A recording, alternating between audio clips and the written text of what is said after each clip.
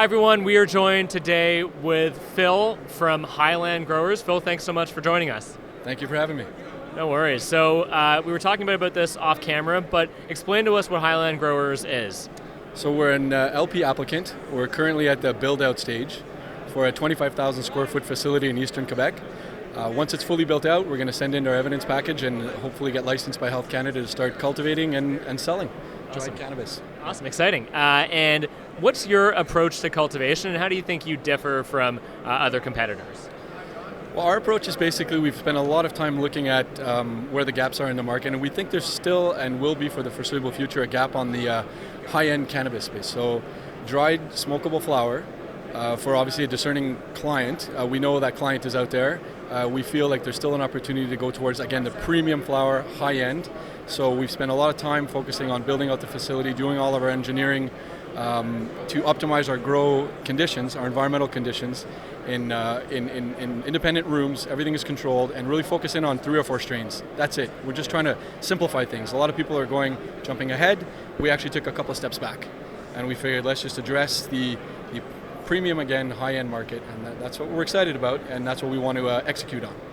Makes total sense. I'd love to get your thoughts on the industry as a whole, and specifically cultivation. A lot of talk about how cultivation is going to become, or how cannabis is going to become commoditized, and it's going to be a race to the bottom on margins.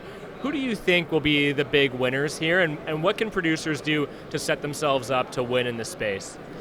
That's the heart of a lot of stuff we've been doing and thinking about for a while now. So I think to a certain extent, cannabis will become commoditized, and there will be a bit of a race to the bottom. We actually see that happening right now. Obviously, Canada has a head start worldwide, but others are going to catch up. Low-cost jurisdictions are going to catch up. Regulatory barriers are going to continue to fall. So if you have the scale and the capital resources, I think you could be okay.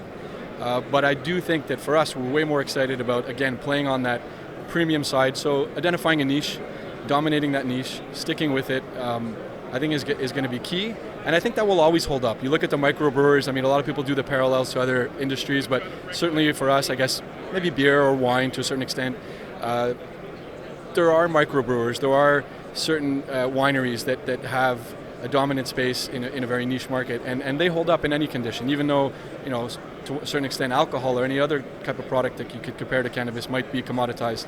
If you own a certain space, but you can't cut corners. To own that space, you can't try and be the highest, the lowest cost producer producing the highest quality. We actually know that we will be an above average cost producer, but trying to produce a high-end product.